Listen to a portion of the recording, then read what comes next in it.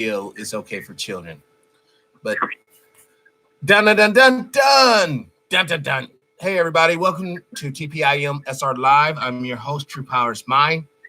I want to thank the Most High yet again for allowing me to do the show today. I have two special guests on the line. I have Dr. Randy Short, and I have my god brother, Mr. Anderson.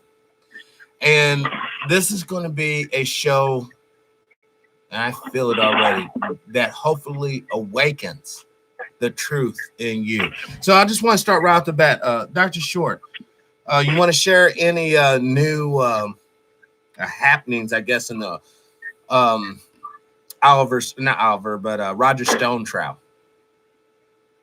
Well, I mean, the trial is over. And his sentencing is in February. So, I mean, that's a done deal. Unless Trump pardons him, which is what he needs. If Trump doesn't pardon him, they'll kill him in jail first week. He won't make a week through it. This is a murder sentence. Wow. Now, but how do you say, what do you say to everybody is like, oh, I don't care. Roger Stone's a racist piece of shit. He deserves to die. Ooh. What do you tell those people? Okay, well, the problem is, it's interesting. Whereas John Lewis and Maxine Waters and most of the Congressional Black Caucus supported mass incarceration for Black people and have continued to do so until recently. Roger Stone, 17 years ago, raised millions of dollars to fight against mass incarceration of Blacks in the state of New York. So that puts a little chunk in the confusion. Millions. With an M. So the Rockefeller laws, which were knocked down in New York, it was dragging, but once he got involved, it really picked up. Now, what were the Rockefeller laws? He's a Republican. The Rockefeller laws are the New York version of mass incarceration laws that the Clintons later advanced. So do we get the such abominations such as stop and frisk out of this ideology? I don't know so much about stop and frisk, but that's the whole concept of the mass criminalization of all Black men. The Rockefeller laws are among the early laws that resulted in Black men going to jail.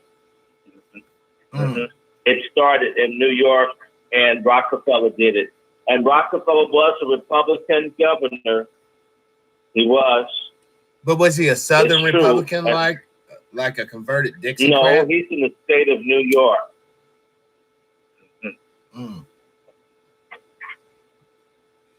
Roger Stone came out 2002.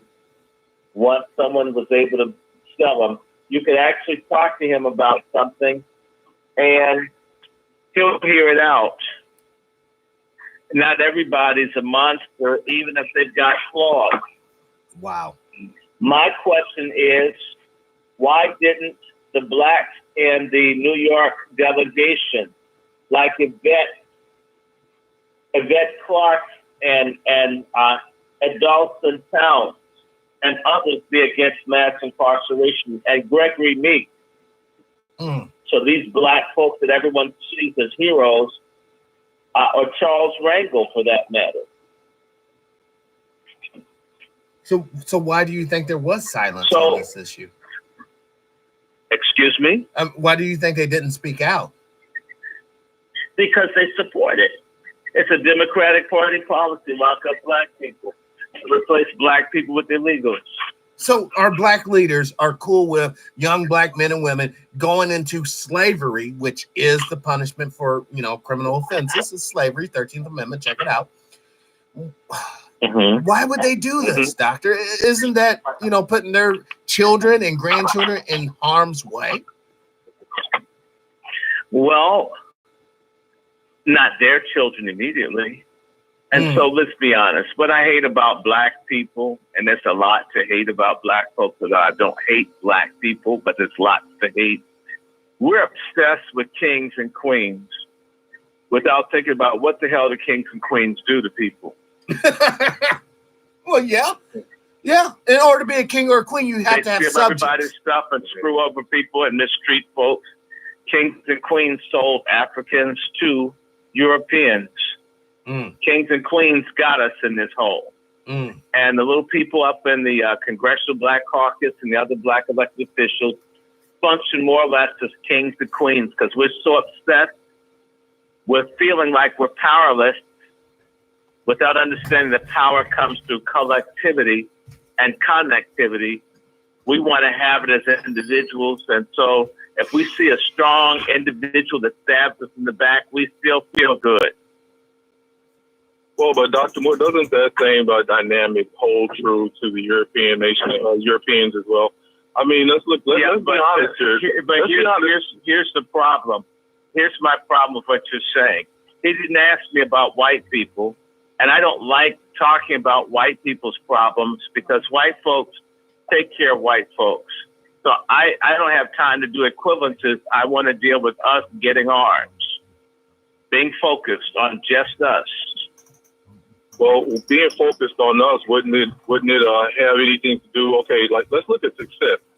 So let's one of the things that happens with success is like when people, and let's get away from that kings and queens thing because that gets into dynamics that really get really deep. But when we focus on us, like let's use that term, focus on us. We are not whole when you say us. There are a lot of different manifestations of us. You can look at us being the people who are, some of us who are living paycheck to paycheck, some of us who are living in let's say I don't want to say subhuman standards, but we're very poor, like working 3-4 minimum wage jobs and still can't get ahead. So there are a lot of different types of us, and there are some of us who haven't graduated high school. There's a catch-all word for all these us you're talking about. Pardon me?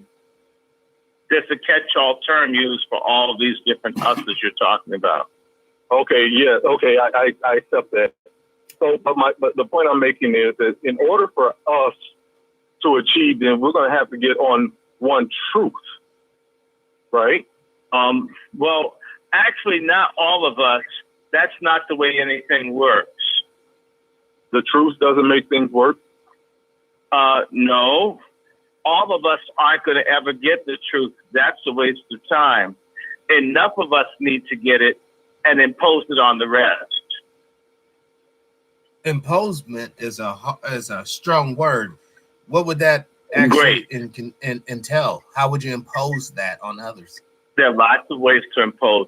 You know, we're going to have a food problem in the near future. I can't wait. Oh, I already warned people. And you know what? If folk doctor. want to eat, you do what we tell you to do. We actually have that now. The reason that so many people are coons is because their food comes from people that hate their guts. Why don't we become the people that distribute food in our neighborhood? You know, this construct of impose, if I were to impose my will, I would have all men pull their pants up. I'm not hearing you because there's so much disturbance on the line. I don't know what he's got going. There really is. But it's really raggedy. I don't understand. I mean, it might be my cell phone in some way, but I don't understand. There's no way. Like on this side, I'm not hearing any, and maybe the people in the chat room, if you hear any abnormal noise, let me know. But on this side, it's crystal clear. It's really mind-boggling and perplexing. Well, I didn't hear what the other guy said. And I hear this noise every time I speak. It muddles. It's really annoying. And it's an echo, and I'm not on speaker. So someone else is on speaker. Oh, I'm not on speaker. I tell you what, hey, Pat, I'm going to go ahead and can you call me back? Let's see if it's my phone. Yeah, I can call you back. Okay, sure. All right. Hold on. 1 second.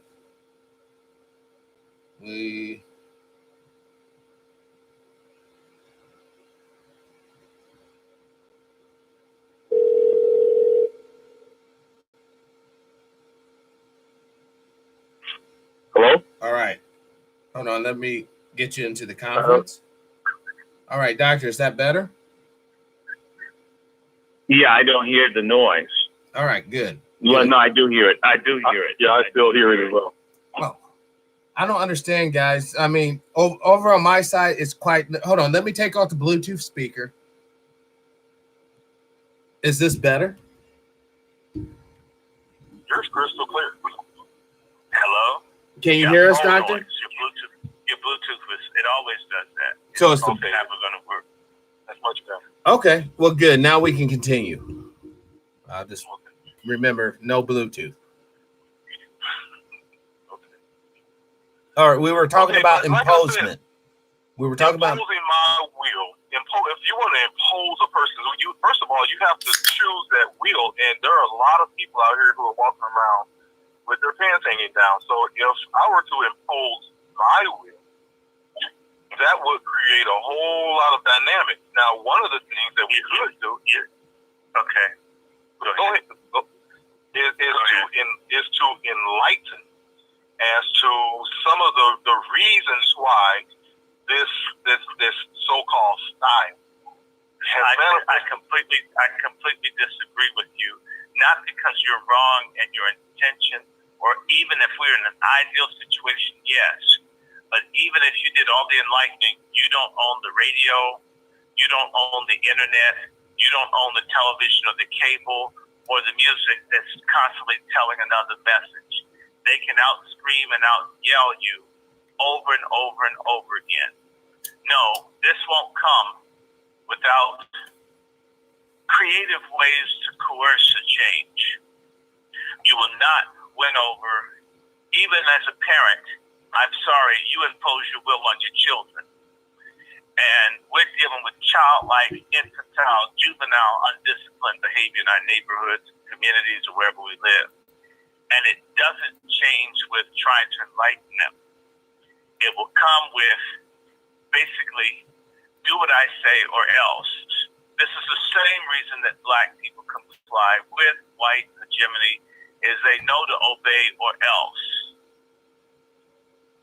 Well, Pat and I were just talking about that or else portion. We're put in a situation where you will do what I say or else. That's what's necessary.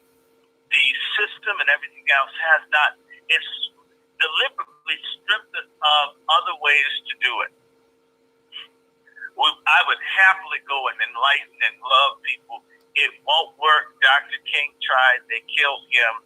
It doesn't come that way. And I didn't say necessarily that it comes with necessary brute force, but with force. Black men get coerced every day, all the time.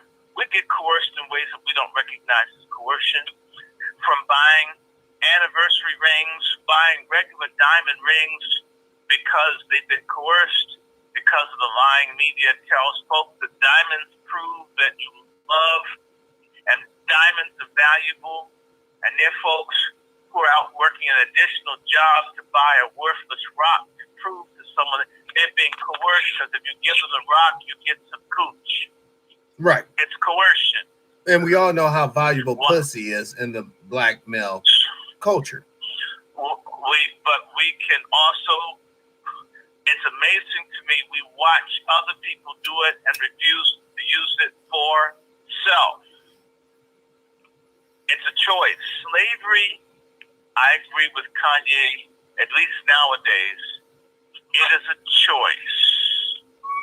Maybe not 100 years ago, but nowadays it's a choice, and a lot of people choose slavery. Well, what's their other option? If they don't choose wage slavery, what's their other option?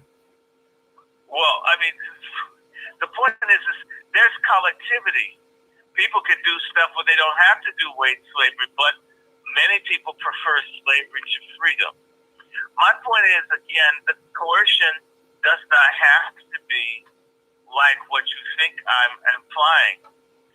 In fact, some coercion, I experience coercion at church when the people have the offering and then they have another offering, and then the Negro says, well, anybody with $50, and everyone looks around. It's a form of coercion. We are always coerced. We're always facing coercion. I'm going to agree with you to a point, and I'm going to share with you where that point is, because years ago, and we're going to go all the way back to like the 1800s and so forth, that the early 1900s. Women used to coerce their husbands to do what they needed them to do. It didn't work all the time, but women used to have a way or a mannerism about themselves that they could use to help their husband, to empower them or to break them down. Now, if that's the type of coercion you're talking about through love, then yeah, I think you and I have something there. But if manipulation isn't love. Manipulation is manipulation.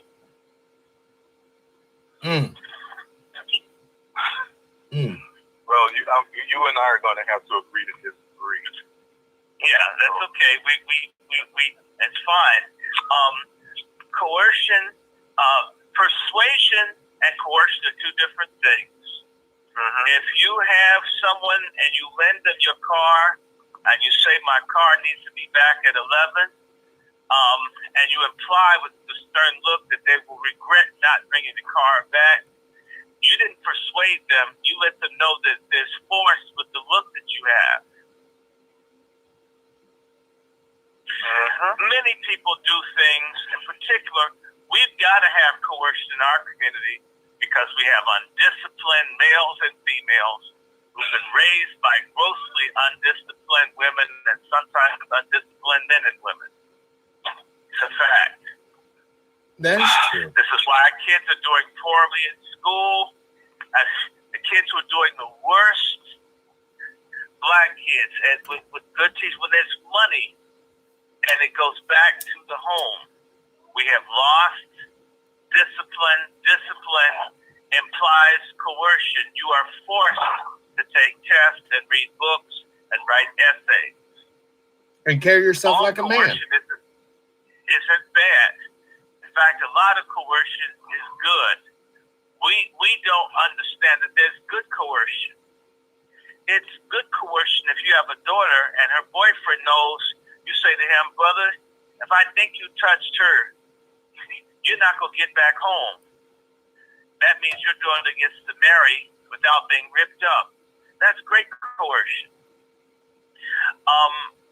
We don't have enough of it. That's the problem.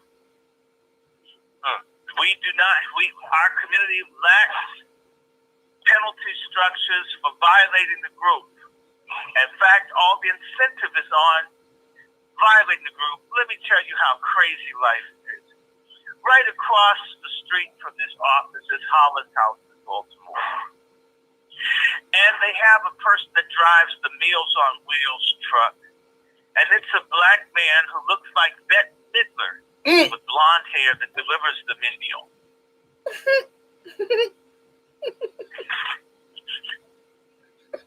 And I guess it's a form of coercion for that person to have to be humbled that their food is brought to them by a man who's dressed up looking like Bette Midler every day. You're hungry, doctor. You have to eat, bruh. You have to. That's right. Hope he didn't pick his booty before he took the bag into the plate.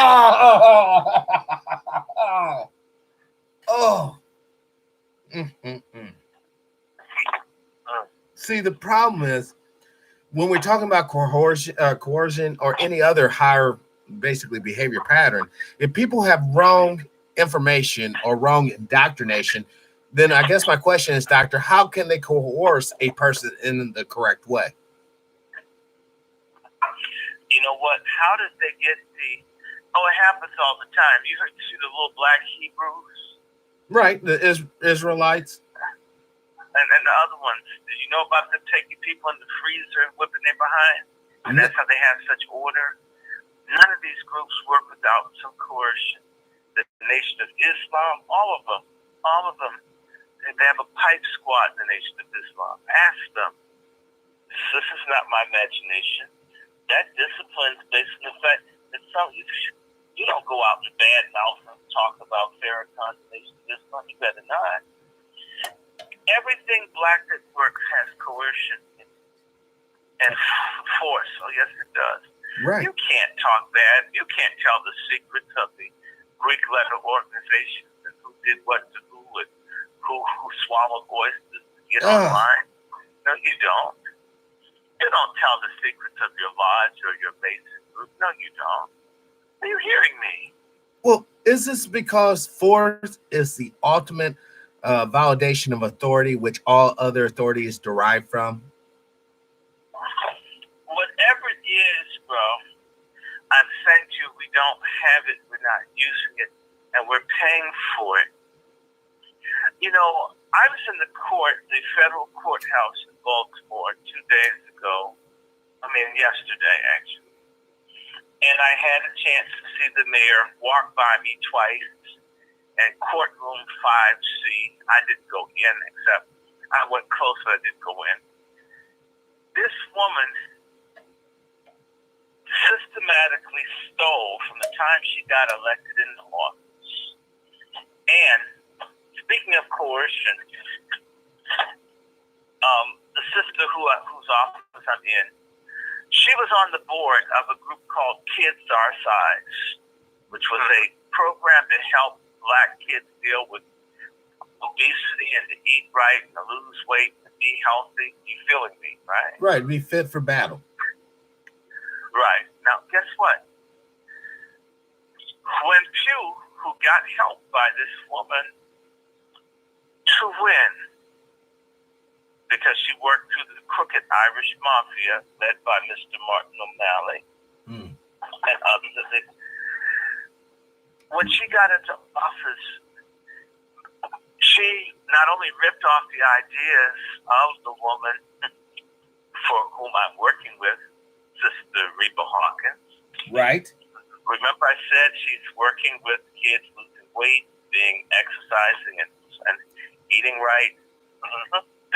That becomes the Healthy Holly books, the pure ripoff of what she was seeing done by the sister here. And guess what? Oh, I love this. I love this. There was a white woman who didn't even have the experience that got a $23 million grant that did nothing. What? For the black youth.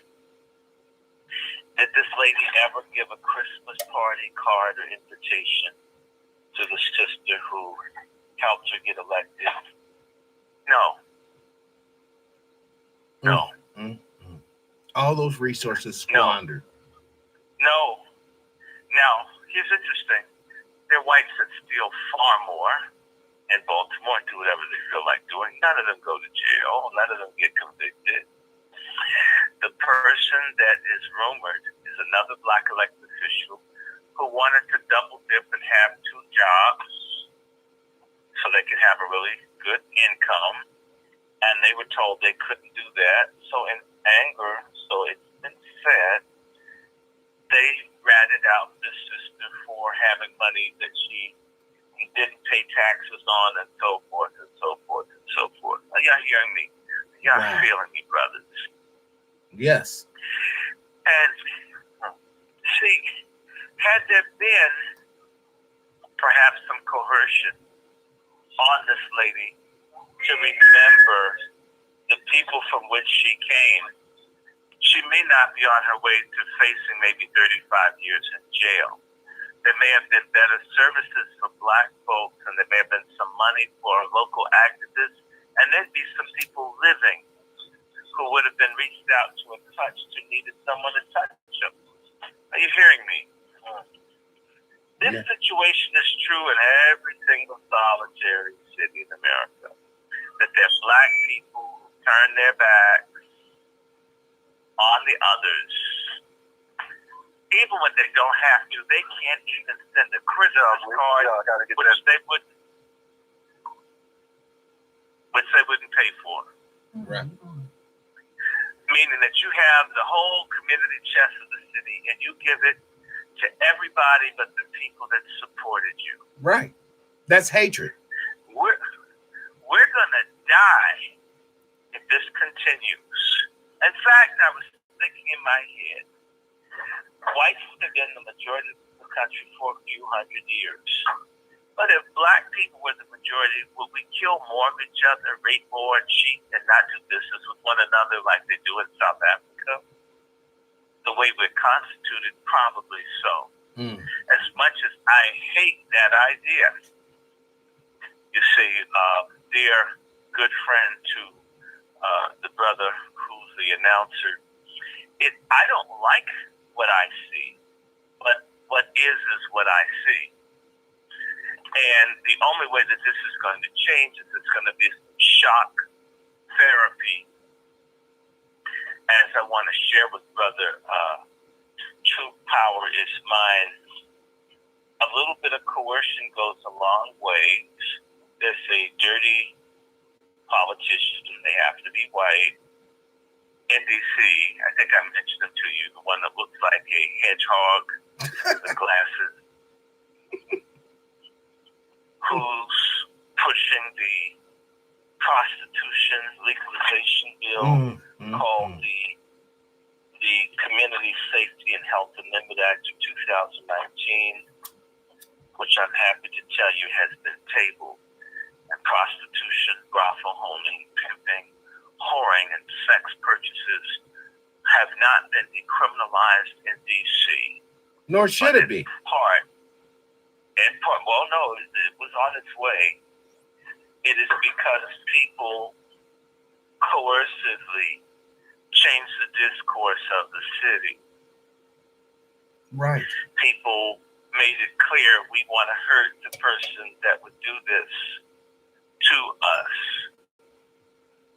And the freak, the degenerate who is pushing it, has announced that they have no intentions to be in public life for the future and will not run again. Good. But That's I a want victory. to say to you that he could see us, and I know he saw me and others organizing a recall, and the word I was using, we must smash him, destroy his career.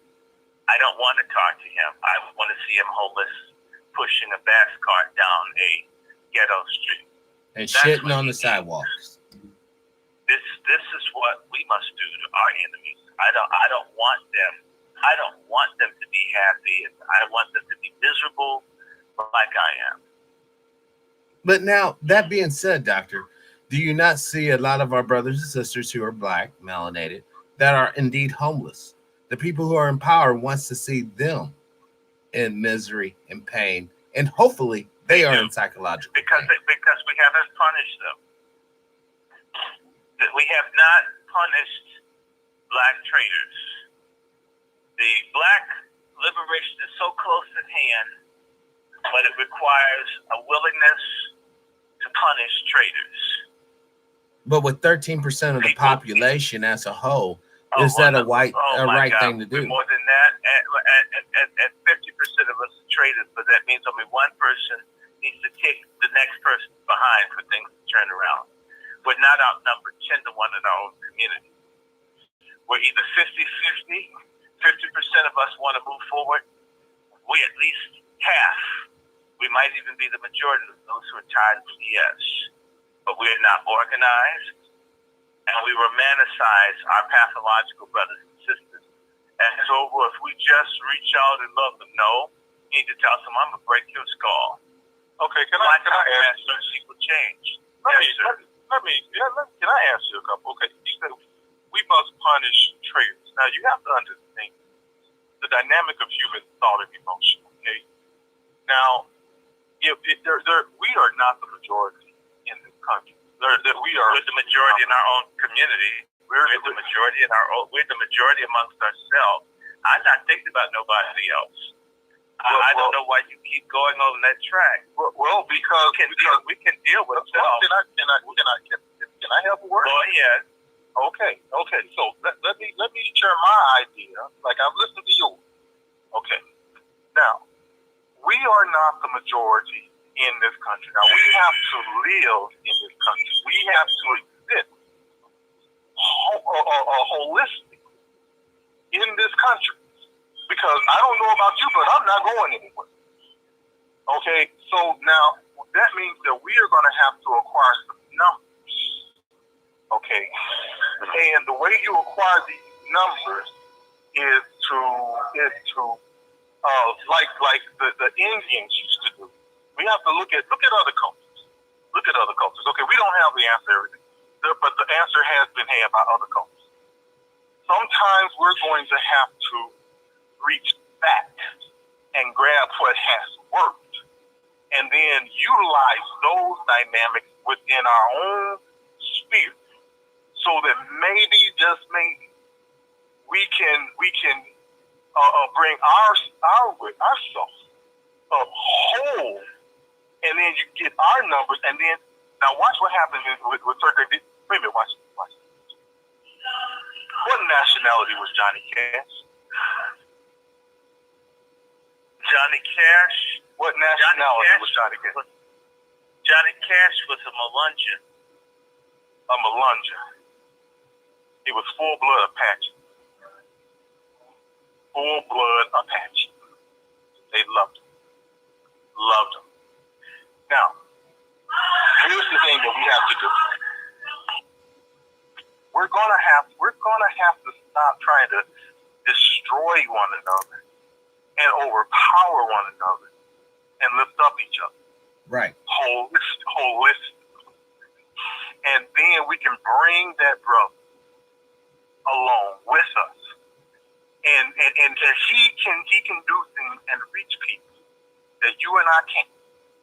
And that will increase the numbers. And then we can reach across the aisle to other people. Now, I know you don't want to talk about me. But my thing is looking at the big picture. We have to educate. And through these bouts of education, you can bring people along willingly. If you can share your ideas, share where you're going. Help them see the reality of okay, like right now. There are a lot of people that I can reach just by showing them the reality of where I am and where I am right now. When I was young and I tried to get people to understand this, it was hard because they couldn't see. Right now, when you see people like Denzel Washington, and Denzel Washington starts talking about having hope and how to live and how to create these dynamics that will help lift everybody up. These are the things that we need to do collectively. Without talking about running people down and eliminating. Yeah, the ideas need to be eliminated, but not the people. You follow me? I think you're talking about eliminating people, and I'm talking about punishing people who learn a lesson. It's two different things. So I don't know exactly where your idea came from of people who are traitors being punished and them being eliminated, although they should be eliminated from holding positions of power and influence. Absolutely. And they will not go quietly because you love them. And so Martin Luther King and other people tried, and they were fought by these people. And Martin Luther King let us remember, right after the Clinton tried to kill Dr. King, a crazy black woman almost got him. And I need to remind you that the black leadership in the country gave a thumbs down statement on Dr. King in '67 to let white folks know they could kill him. Black folks have tried what you're talking about, reaching back, as you say. And one of the things that screwed them when you reach back was not trying to do it through all suasion. It's unbalanced. It's unrealistic. It's ahistorical. Martin Luther King didn't get killed in '66 because the Deacons for Defense had machine guns and pistols to protect Dr. King from the Klan and from black traitors. What killed Martin Luther King? A combination. Black traders like Jesse Jackson and Reverend Billy Kyles helped with all the other people, the government, whoever else, the conspiracy. It was a well-orchestrated conspiracy that had black cooperation and support. Well, you got a lot of that right, but here's the thing that killed. I have all of that right. Well, here's the thing that killed Dr. Muhammad. When he started talking about the Vietnam War, they didn't like that. Didn't like it at all. When he started marching across bridges and stuff, they didn't like that. Beat the heck out of him. Didn't care much. What killed Dr. Martin Luther King was when he started talking about showing poor white people that this country thought about them the same way they thought about the Negro. There it is. That's what they could not tolerate. And that's what killed Dr. Martin Luther King. And they killed Dr. King, and they were able to go right back to those folks and get them to vote for George Wallace. Sure did. Sure did. There you go. That a small number of white people were able to hear Dr. King. And frankly, if I were Dr. King, I would have focused on black people. And stayed alive. Poor white people don't focus on black people except to knock us down, no matter how it hurts them. That dynamic won't change with us sacrificing. That's a suicidal approach. It seems lofty and intelligent, but it's suicidal. They're going to have to, as a culture, die off or evolve to something else, and I wouldn't hold my breath for it. Have you ever heard of a person by the name of Billy Graham? Of course I know about Billy Graham. Did you not know that Billy Graham was one of the people in that time period who refused to go along with the status quo? Billy Graham did a little bit, but not as much. Martin Luther King had lots of sharp words. I'm a historian. I don't know what your education is, but I'm not going to get an education out of this conversation. So that's one thing. So that's one. Billy Graham's son, Franklin Graham, if that's chip off the block, I'm curious after your conversation. But one of the things I want to interject as far as Dr. Martin Luther King's concerned, would it be not safe to say that if he was not assassinated and information is allowed to flow, he probably would have ended up in disgrace, being a smoker, a ally of a homosexual, and a adulterous person who might have had children out of wedlock? If they would not have assassinated him, then wouldn't that erode his basically importance in our society? I don't think so. I don't really think people of substance care about Martin Luther King because the government and other people helped stimulate and even sent people around him to get the outcome. So if they are complicit in this stuff happening, and wait a minute, let me go back.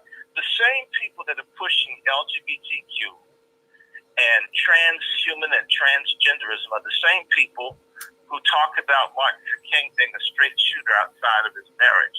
I'm confused. How can the people who have done this great evil suddenly come back and preach morality regarding Martin Luther King, and yet they don't talk about Lyndon Baines Johnson or Richard Nixon, or for that matter, a big whore, Robert Kennedy, or Bobby, John Kennedy.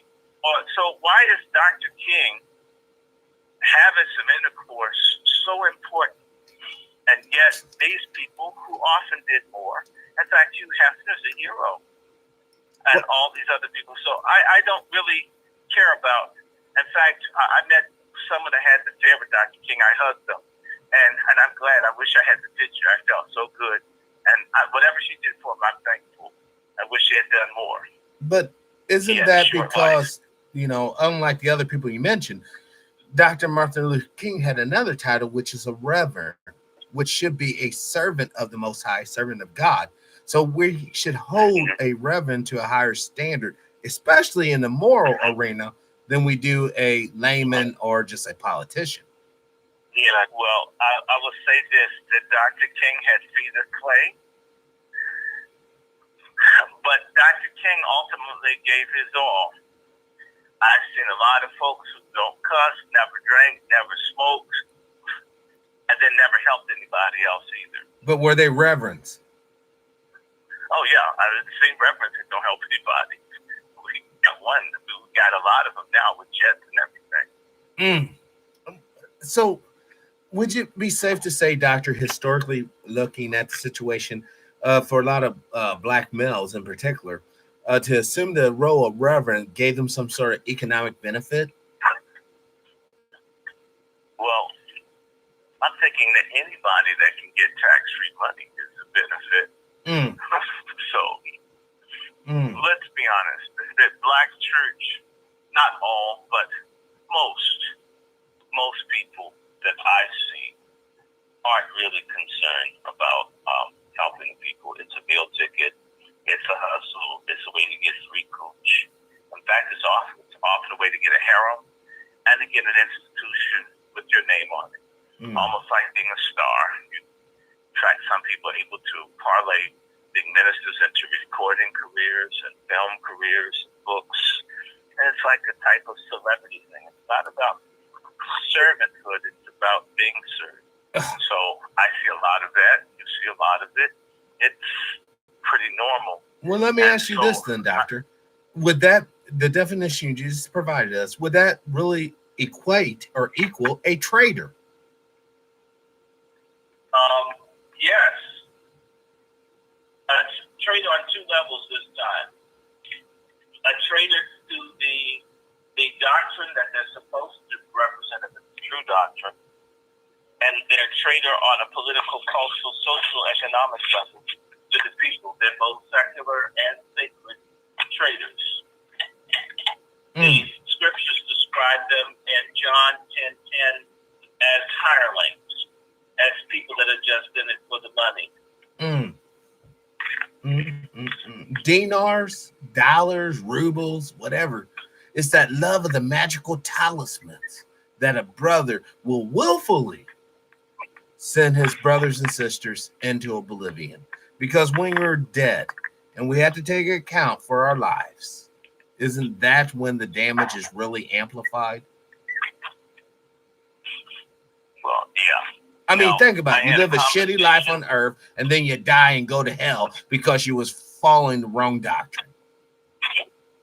Well, I had a conversation with 3 ministers today, and we were all talking about the complete failure of many of the black churches. In fact, every year, 7,000 or more churches close, black and white.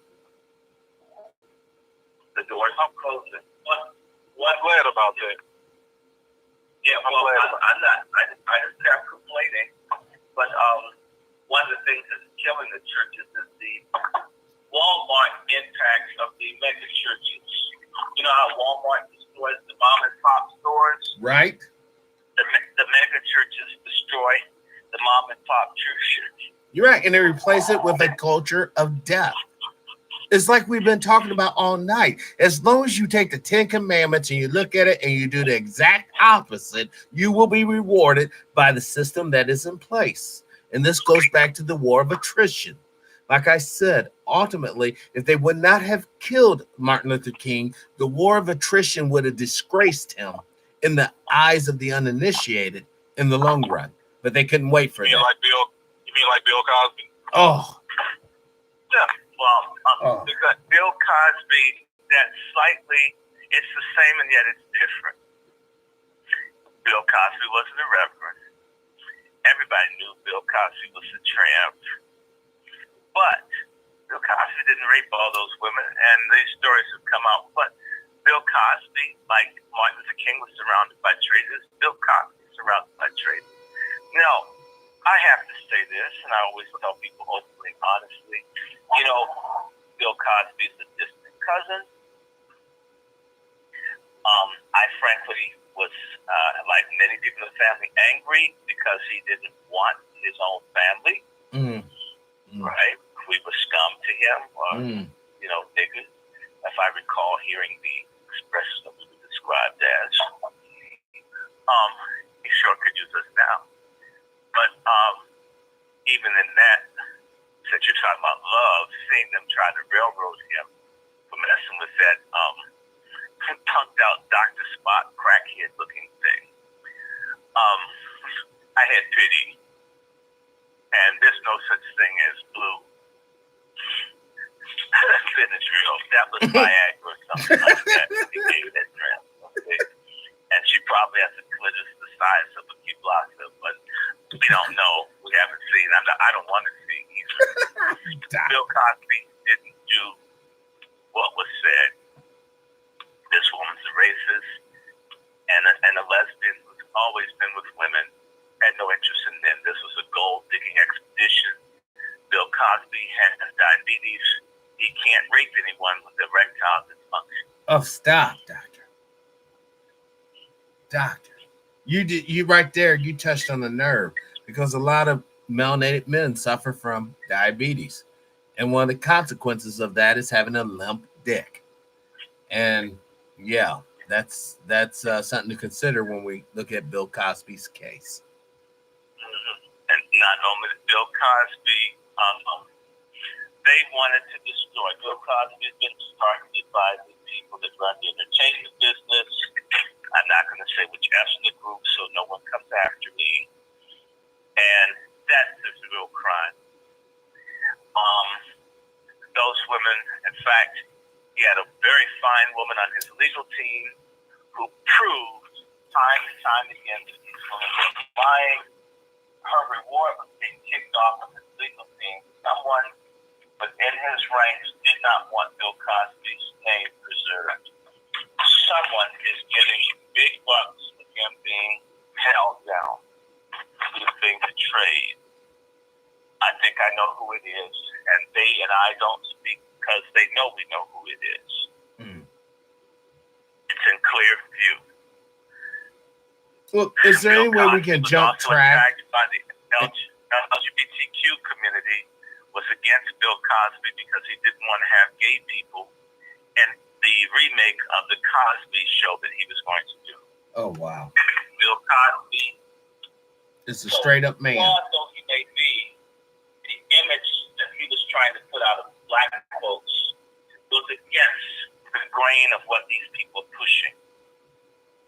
Wow. So, in spite of him not living a particular life, he at least was promoting a life that, on a certain level, was admirable. Right. A strong man providing for his family. But when and Dr. King also, if we can be very honest about Dr. King first and foremost could not have been the kind of whore and people described him as. If you ever noticed that Dr. King was like the equivalent of a Baptist B.B. King or James Brown, speaking and preaching as many as 320 nights a year. With all that moving around and traveling, it's hard to have that many orgies. Wow. If you're constantly around people speaking, talking, writing, you didn't get a lot of time to whore as much as people claim he did. And in as much as they've been pushing moonlighting and RuPaul and drag kids, I'll take Dr. King being a little whorish over what we've got right now any day. But is that not a point of regression, Doctor? Listen, at the end of the day, he is not a regression. But he's a reverend. He has to uphold the tenets of the Most High. That's the most important, because the things we're talking about will pass in time. As a reverend, he's going to have a weakness. Well, then he should not be a reverend. Okay. If the Most High cannot have worthy servants to lead us, he should not be one, meaning that he has to adhere to all the law. He has to be an example. Even though I'm being oppressed, even though I'm being victimized, I stand for righteousness in all respects. We should not idolize these people who fall fucking short. I'm not going to knock Dr. King down. I would settle for a bunch of whore preachers that stand up to killer cops and everything else. But if we had real preachers, they wouldn't be in a position to be killed. The victims, our people, would not be in a position to be killed because they would be operating underneath the correct doctrine. We have not. Listen, once you put the name Reverend in front of your bullshit, then you're at a different standard, period. We cannot. I'm not disagreeing with you, but I'm going to keep saying that Dr. King,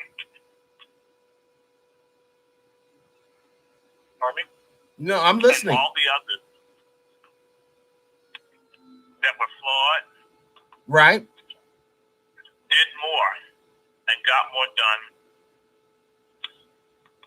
than all the other people. And it's ironic. Trust me, I was loved.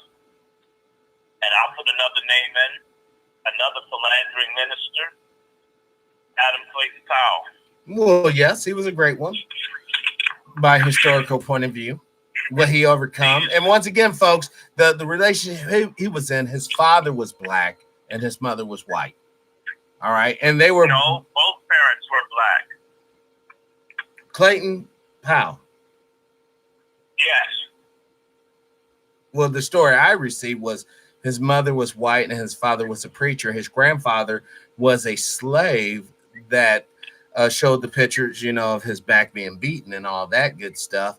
And that what empowered him to become the basically pre-civil rights leader that he was.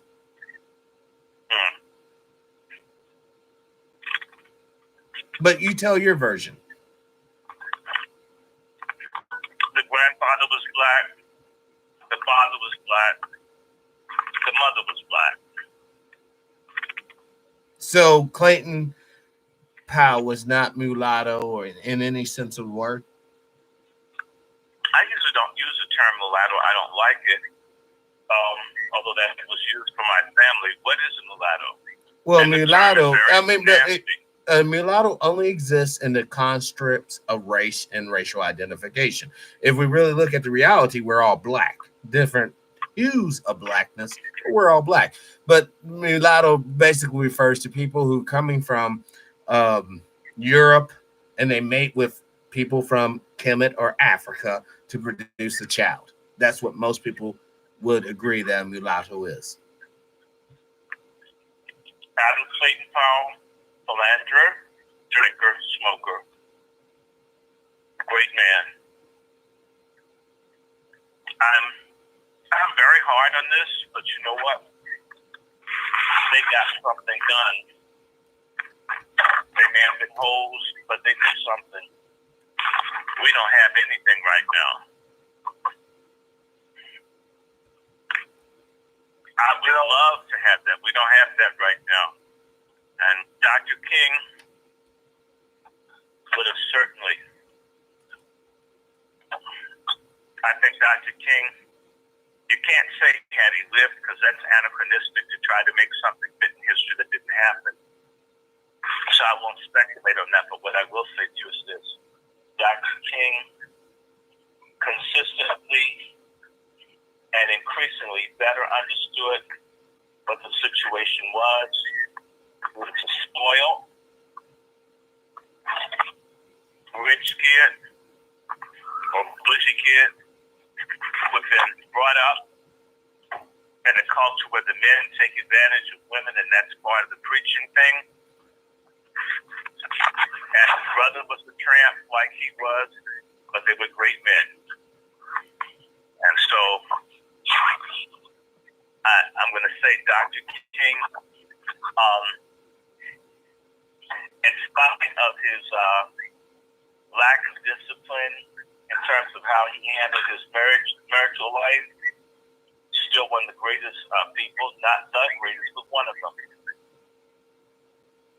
And there'll always be something that we can say about these people.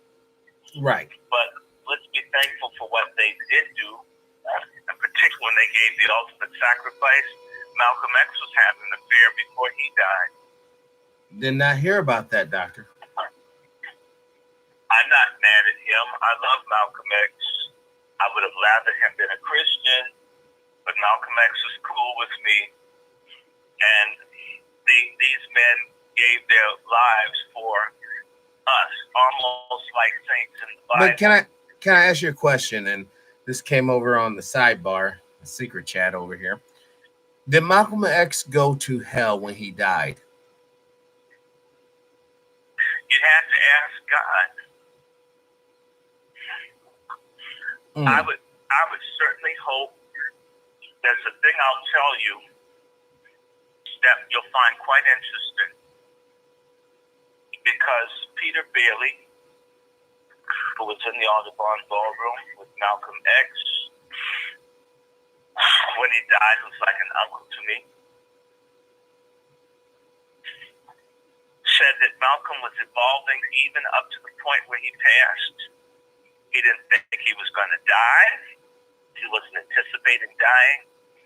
But what Malcolm was doing was Malcolm was beginning to move towards black nationalist Christianity, because he was being let down by people that were Muslim. And where he's getting the fight, the support from, were Bible-believing nationalists, more willing to fight than anybody, which is strange. The minute he got away from the nation, the people in the old AAU, that's one of the things. Malcolm was finding people who were down for a fight, but they couldn't get with the nation's attitude towards their Christianity. And when Malcolm said, hey, look, we're not going to talk about religion, we're going to go fight as black people, he ended up with the gentleman that they basically caused to die from alcoholism, because Malcolm's best activist religious friend was Reverend Galamason, who didn't show up because he was warned Malcolm was going to be killed, and he jumped out, the brave man that didn't want to get shot down, jumped himself to death out of guilt that he didn't stand with Malcolm and go out in the blazes.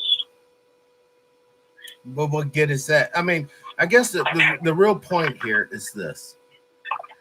No matter what you may achieve or not achieve during your life, as a personal experience, does it not matter where you end up in the second reincarnation of life? Do you end up in paradise, or do you end up in hell? Yeah, I agree with that. I don't want to put Malcolm X in Hades, but I will say the Bible says very specific what is expected of us. Tell that to the uninitiated, doctor. No, tell that to the uninitiated. What does it take to get to heaven, doctor? To confess Jesus Christ as Lord.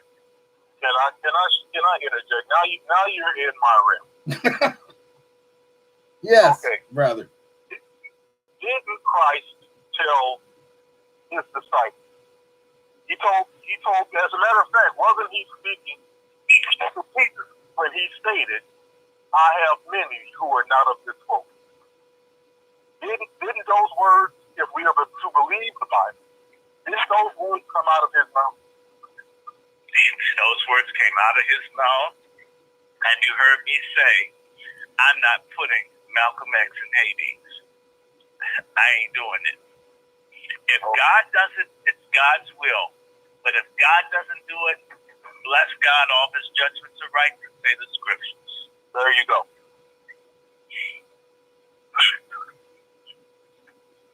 That's what we're talking about. Listen, it does not behoove you to know all about the Rockefellers, the Ford Foundation, the Illuminati, if when you go down to that 6 feet hole called grave, not knowing the truth, to save your ass, your spirit, your consciousness in the next life.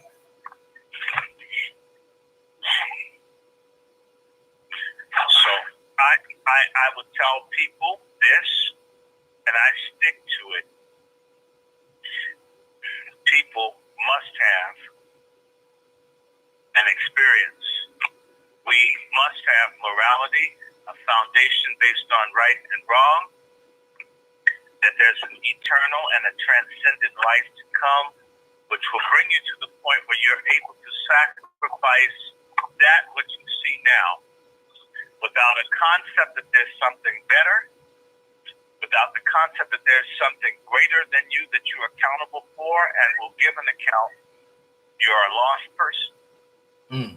And right now, we don't want God, and yet we want liberation without God. You can't. It's impossible, doctor. That is not going to happen. But you have to be focused on the real God, the one God, the most high God that can take your enemy and turn him into your brother.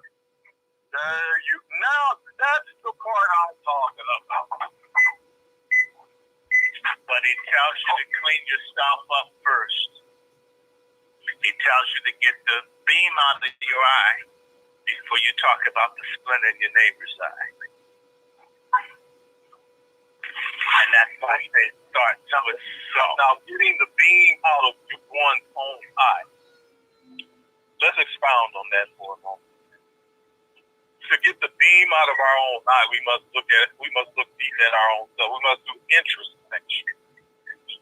And in that event, we have to really examine who we are and where we want to be. How did we get to where we are? A lot of the times, you have to examine our steps. Our steps, were they ordered of the Lord? Well, let's look at this. Let's look at this. Let's not go all the way back there. Let's start where you were talking about. Malcolm X, and let's leave it in that realm right there. Malcolm X and Martin Luther King. Get the beam out of us. Both of these brothers were trying to get the beam out of our own house. Both of them. Right. And both needs, especially Malcolm X, because he was telling us to do what?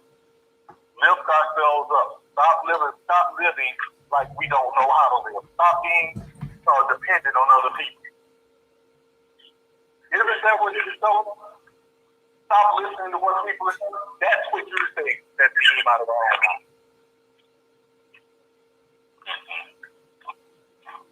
And to this very day, now when I was younger, I knew for a fact how cocaine was getting into this country. You know you can't grow cocaine in this country. Not in the black neighborhood anyway. I knew how it was getting. I saw it happen. Get the beam out of our own eye means let them bring the cocaine in the country, but don't use it. We can't stop the cocaine from coming in the country, but you can stop selling. There you go. That's getting the beam out of our own eye.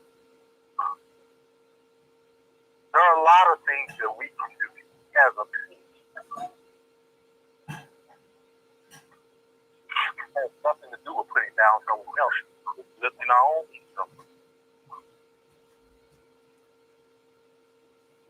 That's what I'm talking about. And then once we, and as a matter of fact, now let's bring it. What was this guy's name?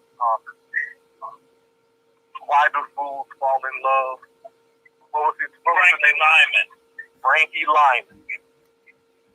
What was significant about Frankie Lyman? Well, it depends. Where do you want to start? Frankie, let me share this part with Frankie about what was so significant about Frankie Lyman. When he sang that song, and those white girls started attacking him on that stage and coming up to him, look at how these young men present themselves. Look at how they used to go around and carry themselves. Look at the professional and clean manner that they used to go around. Now, when these things started happening, they looked at them and said, never again. Never again. That's why certain things got into our music.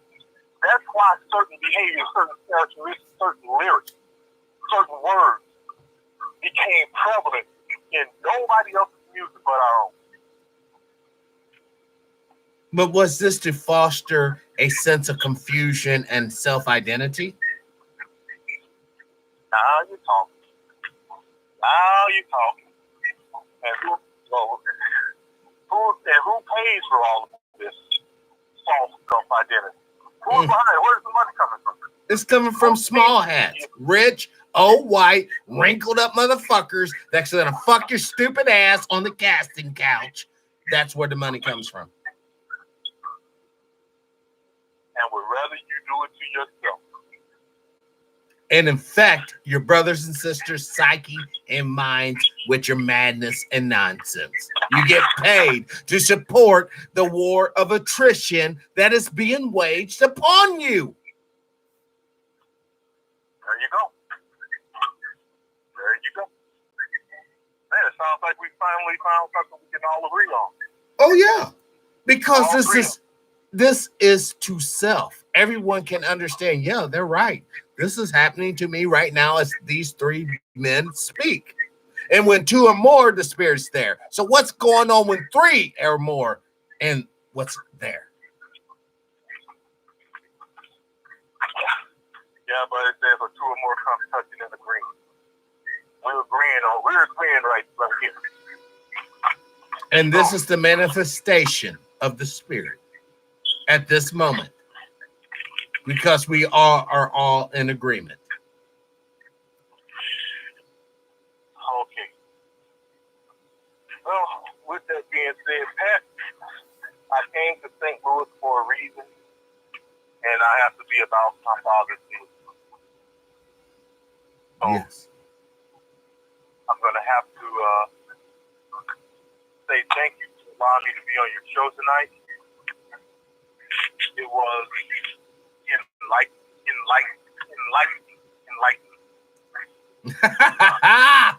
And that's what this is all about. Thank you, brother. Well, that's what happens when you've been up since 2 o'clock in the morning. And this here's a working man, yeah. This here's a working man, providing for himself and his family. Thank you, brother. And I known him all my life. In fact, he's the man that inspired me to play the bass guitar. Not only did I learn the 4-string, but yes, I have a 5-string. Oh, okay. I'll loan you my 6. Oh, no. You better stop it. I don't know if I'm up to that level quite yet. Larry Graham is the man. Okay. Well, it was my pleasure being on. It was, like I said, it was enlightening, and I appreciate everything. I hope I'll speak with you soon. And to your guests, I wish you Godspeed, and I wish you the best. Thank you. All of your struggles will come with fruit. May they bear fruit. We working here in BMO. It's gonna happen. I want to tell y'all before you go, we submitted a letter denouncing the election here as a fraud, and we're calling for them to reschedule the special election here. It should make the news. But also, before you go, Doctor, I have a brother, Gabriel Graves. I want to give him your number. He's a researcher. He's up in Washington, D.C. area. He's a good brother. I want to give him your number and link you two up.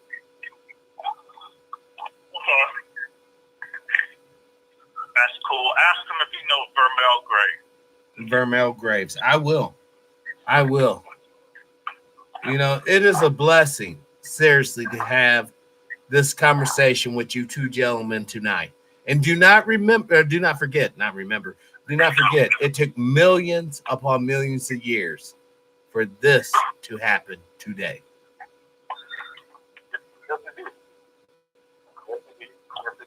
And I'm so And now thankful we to the can Most High.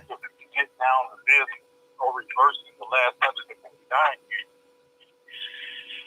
Well, part of that is leaving the Democratic Party. Yep. I'm not saying Republicans or saints did not. But this Democratic Party it's like a plague. A cancer.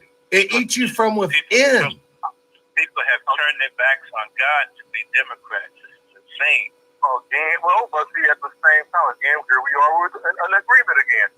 Because, see, that turning one's back on God happened not only in the Democratic Party, but also with our I hate to say this word, got to use the word, evangelical brothers. Because they sat up here and done the exact same thing for other reasons. Right. Now, now, both the Democratic and the Republican Party have proven exactly who they are, how they are, and what they are. This last election was the best time. Oh, you got me started. I got to go, but you got me started. Well, I talked to him about the Republicans here. All Republicans up under this woman who had a boob job, who's got a husband that likes young black women, has 5 babies with another one. And she talks like she's got helium in her brain. Anyway. These two parties, I've said this, and I put it on my page, back when, before this last election, that last so-called election took place, that everybody knows who the first president of the United States was. George Washington. And very few people know how he became president. Well, he screwed the richest man in Virginia's daughter and got his paper right, but yeah. No, he was drafted. He was drafted. George Washington did not want to be president. He was drafted to become president. This last foolishness that we call ourselves having an election was the perfect opportunity. And I said this and I screamed this from the rooftop. It did no good. It was the best time to go back to the basics. Draft another president, and Colin Powell was the man. It would have been the perfect time. But we refused. The Democrat and the Republican Party have failed, not the black people, but all people. But did you say Colin Powell? Because don't forget, he was a major during Vietnam that covered up the My Lai massacre. So he might not be the most pro-humanist person to have in the position of power. Have you listened to Colin Powell in the last 6 years? I can honestly say no. He wants to, and he has regrets and he wants to make amends. Anytime you have a person like that, that's the kind of person you want. But he already shown himself to white supremacy that I will lie for you, I will kill for you, and I will do anything you. I mean, I guess in that respect, he'd be the perfect puppet person. I'm going to throw a card on the table. Now, Colin Powell's a Jamaican. It's one. So it's not a dot. That's one. I will say that Colin Powell, who I used to work with, is a very nice person. Nice person in what way, Doctor? I like Colin Powell. But the people that Colin Powell looked the other way that were being killed were black Vietnamese. Oh, stop, Doctor. Doctor, people don't understand what you're saying, Doctor. People don't understand what you mean by black Vietnamese. Please elaborate, please. The dominant populations in Vietnam are 2 groups of people: the Chinese type people, the Hans, and the Montagnards. That about the same percentage of the population of Vietnam as blacks are in the United States, 13, 15%. These are the black Vietnamese. And they are oppressed and they are actually ones forced to grow the opium and all for the dope that was brought over to America and other places. It's a fact. Wow. What? See, this is what I'm talking about. This is why people love this show. Because of guests like you, Brother Billy, guests like you, Dr. Short. Colin Powell, but Colin Powell had the troops go in and get rid of Aristide and topple the government there. Colin Powell was with Bush when they did genocide on the blacks in Panama.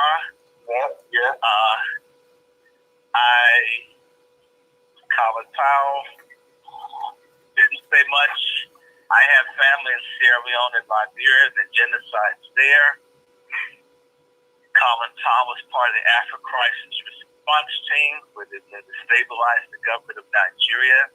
That's resulted in tens of thousands of lives. I like Colin Powell. I want to let you know that. But after saying all that, Doctor, how can you say you know and like him?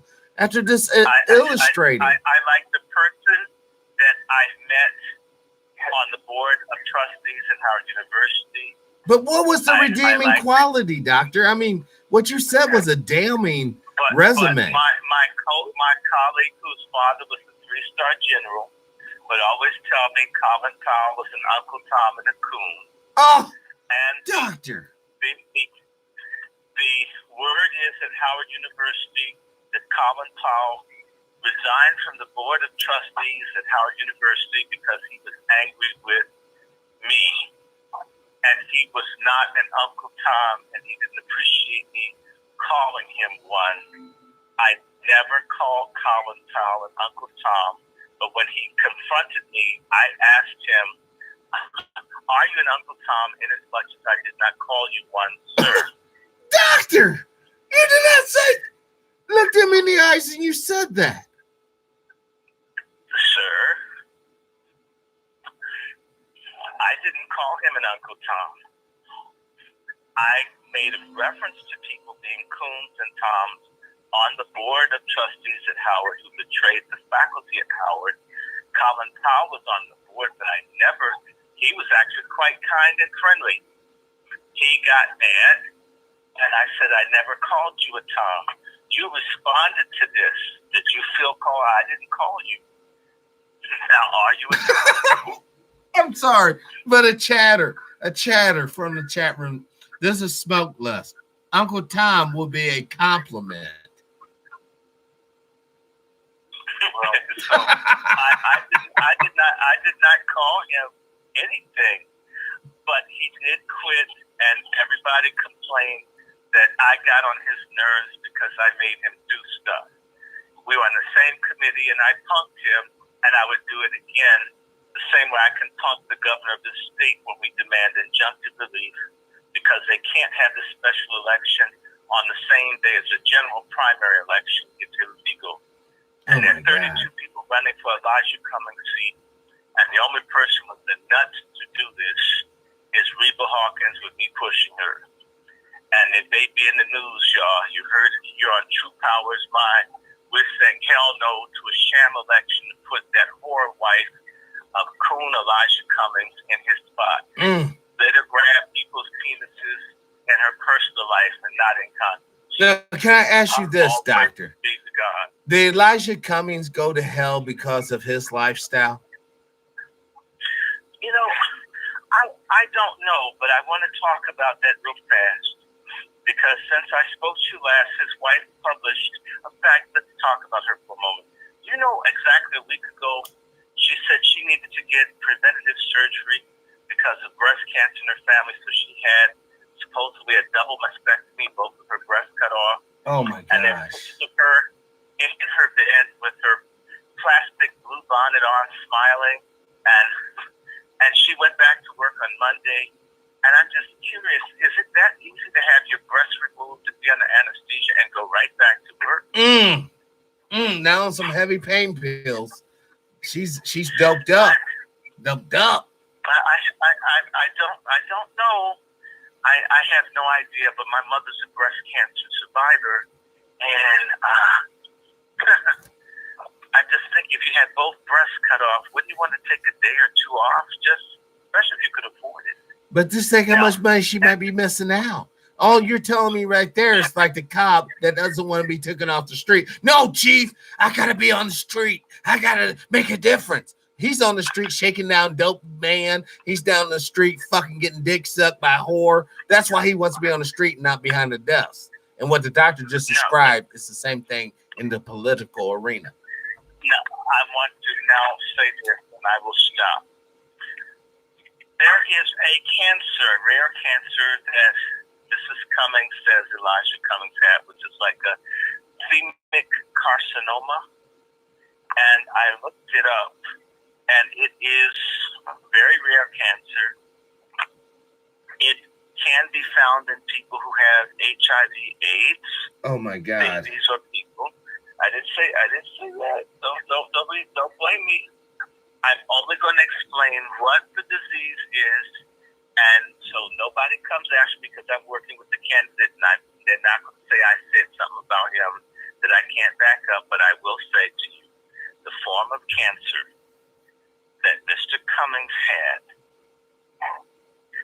causes a depletion of the production of T cells. Back in the 80s and 90s, when you had a problem with T cells being produced, it was called something else. Are y'all hearing me? Oh my God. Now, they said that he had some illness for 25 years that did not kill him. They've never said what it was.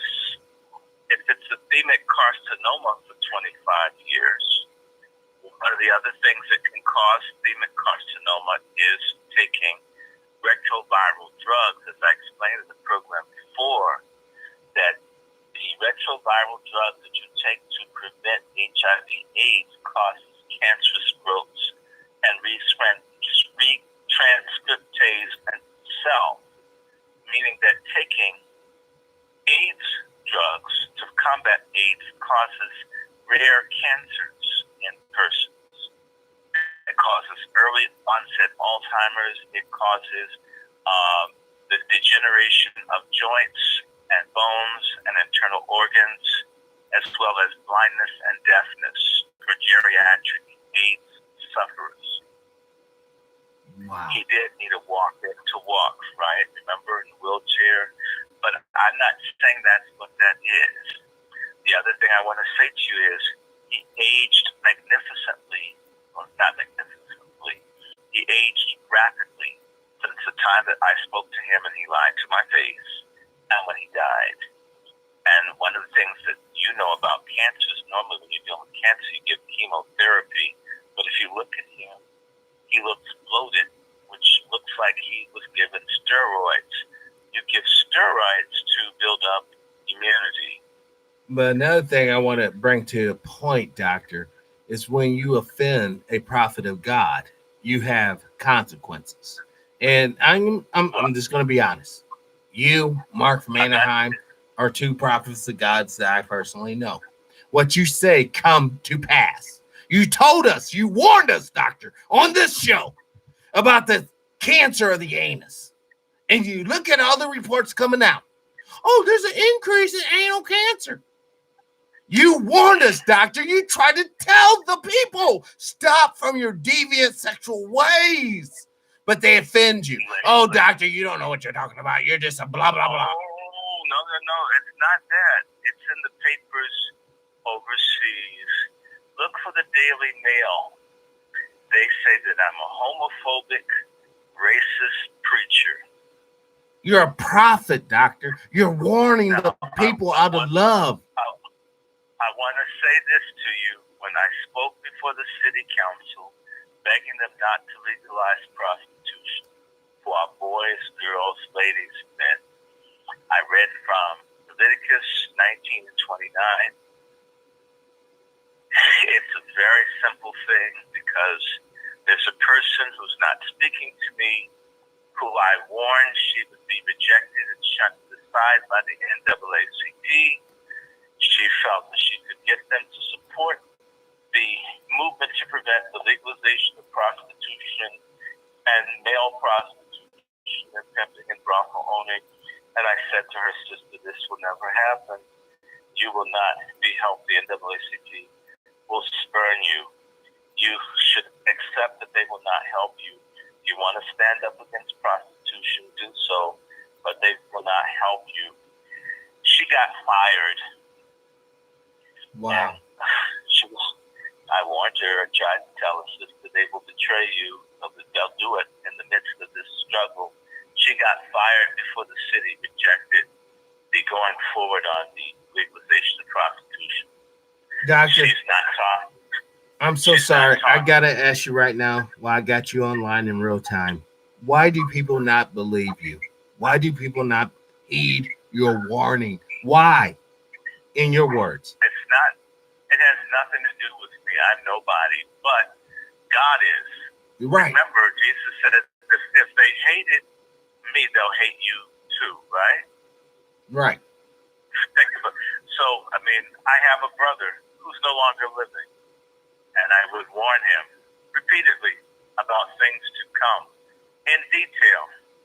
You know, my brother never listened to me. I never was able to persuade her to hear me. Wow. He's gone. I would have loved to have helped. No luck. Not everybody, people don't hear. Hearing is spiritual. Remember, communication isn't what is said. If I say I love you, you might say, this dude trying to get my draw. He just did it on my show. Or, right, what is communicated and what is heard are two different things. That's why you have spin doctors and other people to make certain people hear or get things that people want them to know. The same way on my letter that I wrote to the head of the elections board for Maryland, because someone was saying to me I should put a threat in the letter. I don't threaten people. First and foremost, I'm not a tough guy. I'm not a bad Negro, whatever. I can't do anything, okay? So what I said was, we reserve the right to share our concerns with the fourth estate, the free press. I didn't threaten him. I told him we're going to tell the media what we're going to do with this. I would never threaten him. Wow. I don't like to threaten because I think that's silly. It's better to just do it. So when they get asked by the stations, why would you guys violate the law? Why would you violate the Voting Rights Act of 1965, Section 2? Why would you deliberately do something that disfranchises servicemen and women, people with disabilities, and otherwise? Why? They will have no answer. But I would want to read this to you, because it's very important.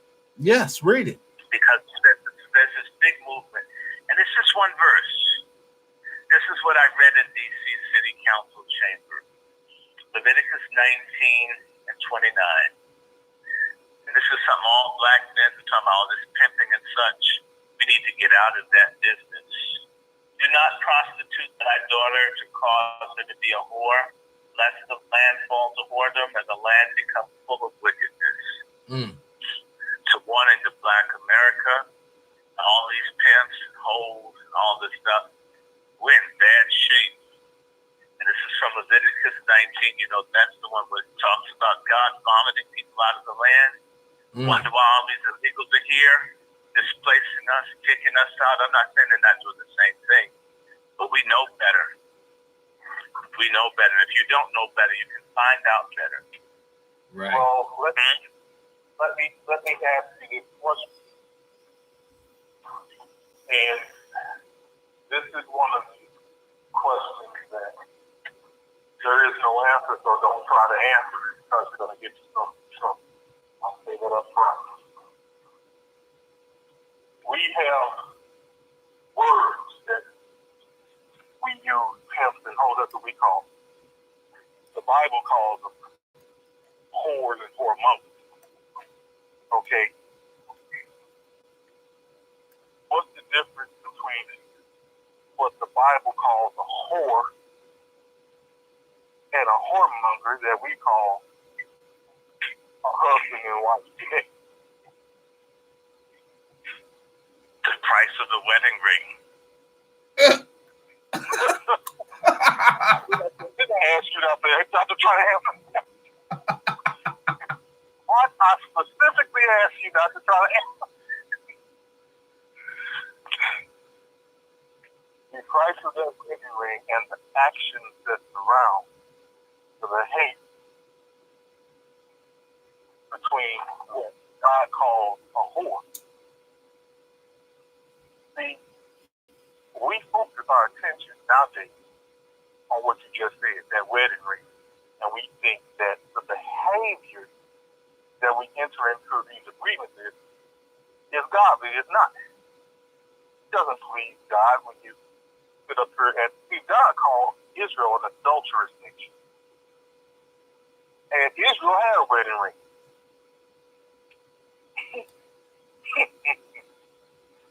But they still were adulterous. And we do the same thing.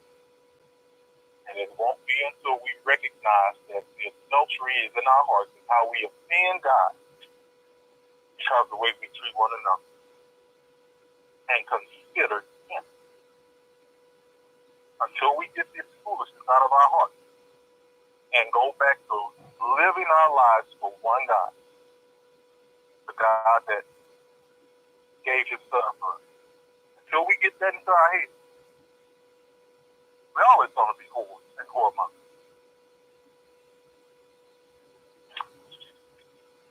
You got to learn how to love one another. The real love, not love of oneself and how we can use you or me or whatnot to elevate oneself, but how we can love each other so that we can elevate ourselves. That's what love is. And now with that being said, Pat, I love you, brother. Yes, brother.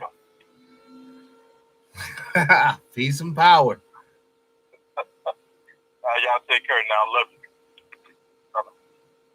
Good night. I don't know. Should I have said the DJ and the cake too? No. This is what the show's about, Dr. Short. I know that tonight broadcast has reached the right person. They heard, they fed on that truth. As unpleasant as it was in some parts, and uplifting and motivating as it was in others. This is what makes life tangible, and this is what makes life so exciting. We have to be fed truth so we can make the correct decisions.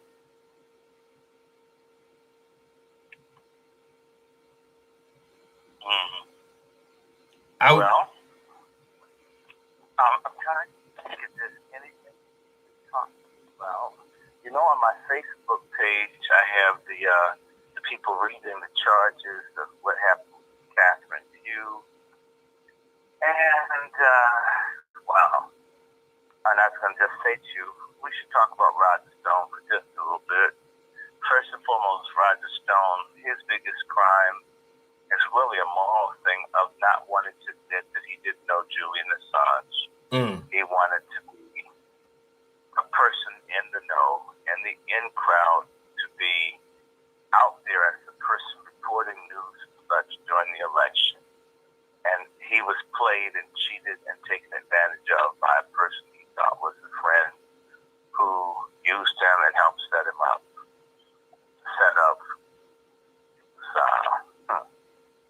The jury, I'm a Washington, is still about 50% black. The jury looked like it was from Duluth, Minnesota.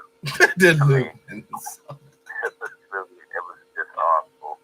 And the judge was mad because I trashed the jury composition. He made a statement looking at me. I mean, shoot, I don't want to date you, so I'm not impressed. And I mentioned that there were no black men on the jury. And they did have 3 black men that I saw in the final pick. 2 were gay and 1 was a Caribbean. Good in luck. fact, one of them had a nose ring on and skinny jeans, you know. And let's just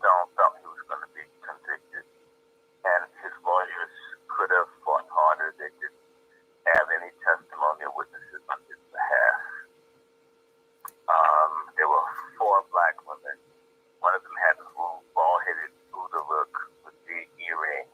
And the deliberation went a little longer, and I think they bullied the sisters, the white guys bullied, and the white women bullied the black women. Now, I will say that there were two people I wanted off the jury. I prayed that the Hispanic woman and a white female that I had called white-haired Medusa, that she gets sick. And, well, my prayer was answered. The judge did not pick the Latino woman for the jury, and white-haired Medusa got sick and was removed from the jury pool. So I got two things, but I didn't get the verdict I wanted. We're going to work.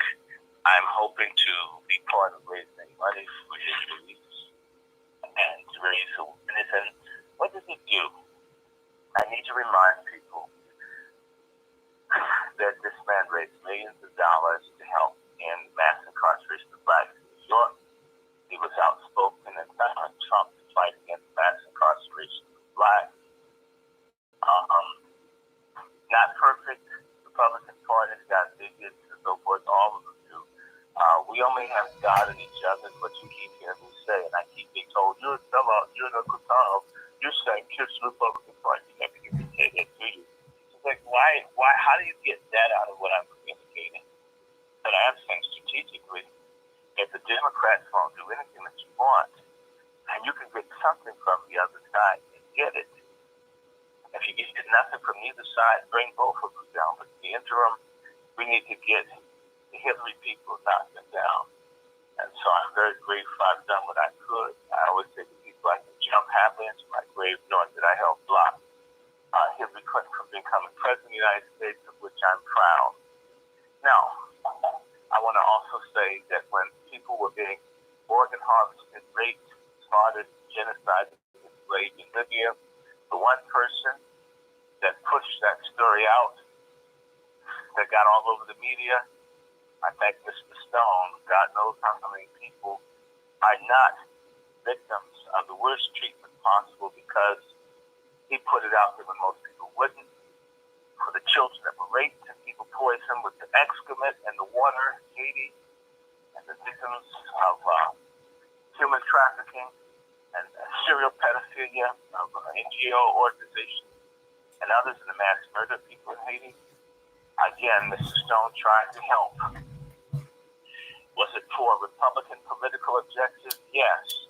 But my question is, why wasn't there someone Democratic? Why? Where are the black? I mean, this is the thing that makes me want to punch certain black people in the face who don't do anything, who don't read, or not involved, or not engaged. We're the only people that think ignorance and stupidity is the logic system. When you're dumb, you're just dumb. Right. Logical. You can't be logical. Meaning, if you don't know how things work, if you don't know that when people go ask, hey, look, you, black member of Congress, you could have a hearing, you could expose the stuff, you would get shot, you'd still have your job, and all of this good stuff would come from it, and their answer is, well, I'm not interested, so sorry. You're stuck with that, huh? Let me say something else. When I was talking to a gentleman who's been calling me, ringing my phone off the hook, and he said he was talking to Elijah Cummings, pleading with Elijah Cummings. Mr. Cummings, take a stand for reparation. And Mr. Cummings told him he wasn't interested.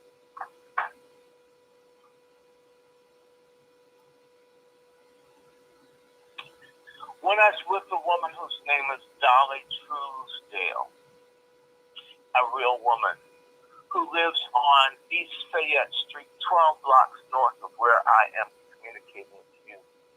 When all of the properties that her mother accumulated, scrubbing floors, saving pennies, were being stolen unfairly over water bills, and they were inflating $20,000, $30,000 water bills, putting penalties on to take homes from black people. When she went to Elijah Cummings and asked for help, he refused to help this elderly sister. And it goes on and on. And just yesterday, I happen to call the Real News Network. You see them because there's a survey I need to complete for the candidate, Reba Hawkins, REBAHWKINS2020.org. Please go there and look. I want to get her on the show, and I also want to get the sister on the show as well, Queen Sister. Queen Sister, but you should get Truth still. I should call her. She'll come on your show and tell these people what Elijah Cummings has done to the people. I don't want people to hear me anymore. You know, there are a lot of people that are obsessed with hearing their own voices, seeing their own pictures. I've been doing this for a couple of years. I don't listen to 90% of the stuff I do. I know.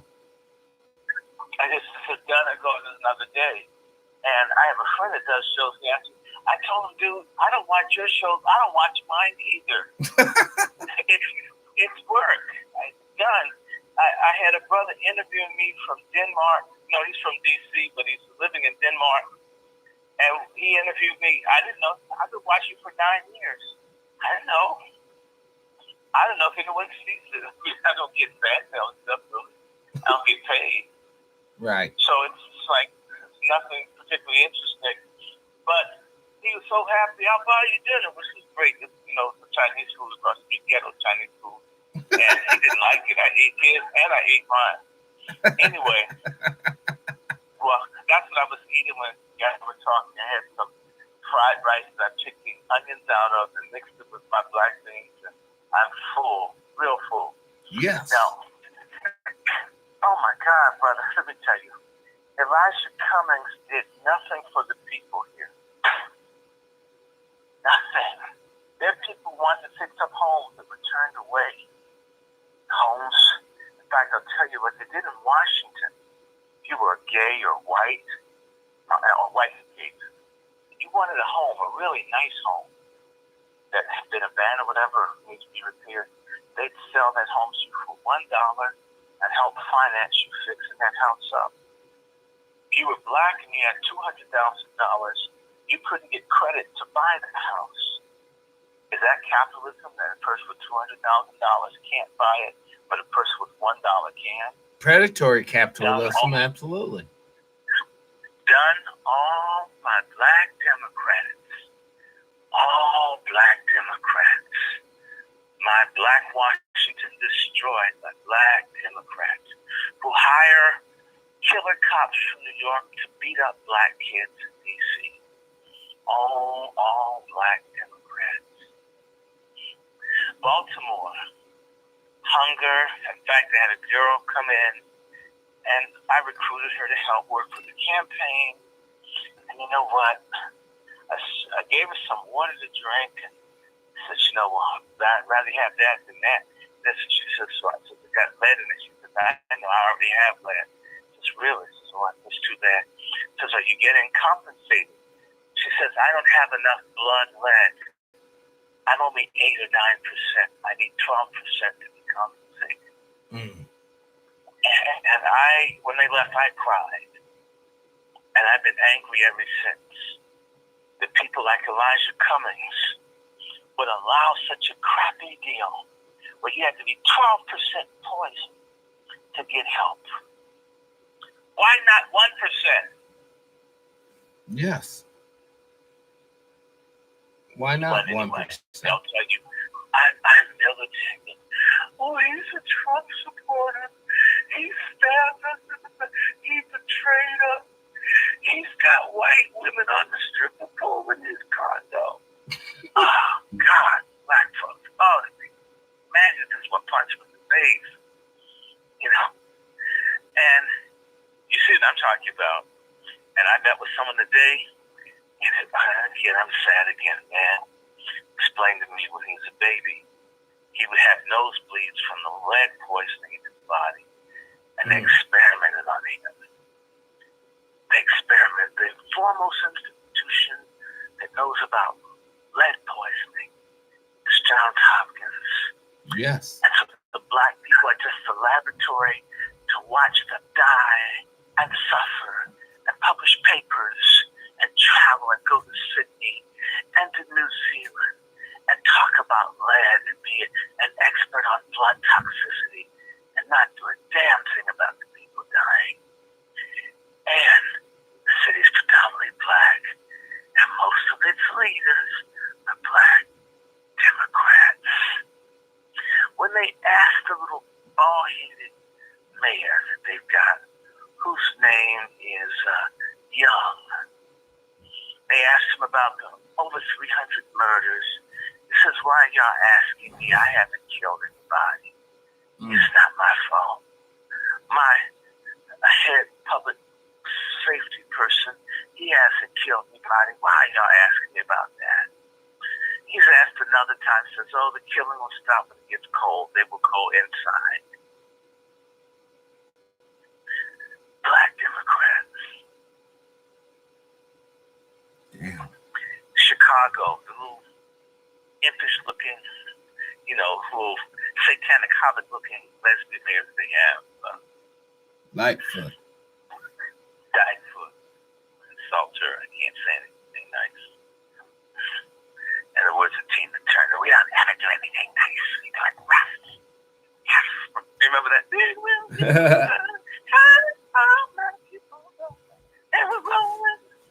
Okay, remember that? I feel like a little monologue.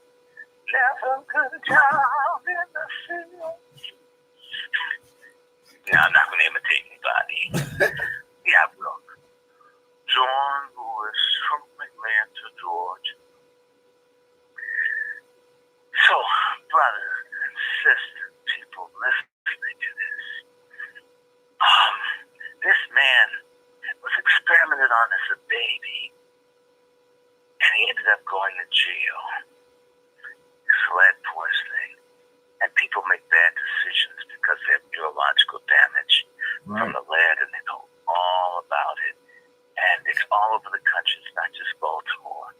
And they talk about black criminality and black depravity and all of this, and nobody will even say that the fall of the Roman Empire had a lot to do with lead in their blood, as people went mad and pornographic and insane. And so, I'm still here. There's 32 people in the race. I don't know if Reba can do your show because people come after you over what you say. And so, I have my Facebook on private because I don't want anyone to look in and attack her effort to help people over something I said that's true. We live in a really screwed up society. Yes. That you better not say anything true or we'll punish people because of the truth of what you said. If you don't believe that there's a God, there's not a Satan and the kingdom of darkness, then you don't know what time it is. And all the little conscious coons out there can go to hell. Well, they are going if they don't know Christ. And you're not going to be a sheep in another fold. You know better. Right. So you better get on the right team. Yes, I enjoy. In fact, did you hear that thing that happened with Judge Joe Brown and Umar Johnson? No. Oh, you need to pull it up. And Umar Johnson called me an Obama supporter, a coon Obama supporter. Well, that's far from the truth. Oh, well, I mean, and Umar keeps talking about queens and how he honors women. Shoot, honor them with the damn child support check. That's the honor. That's all the honor they need. Shoot. Anyway, that felt good.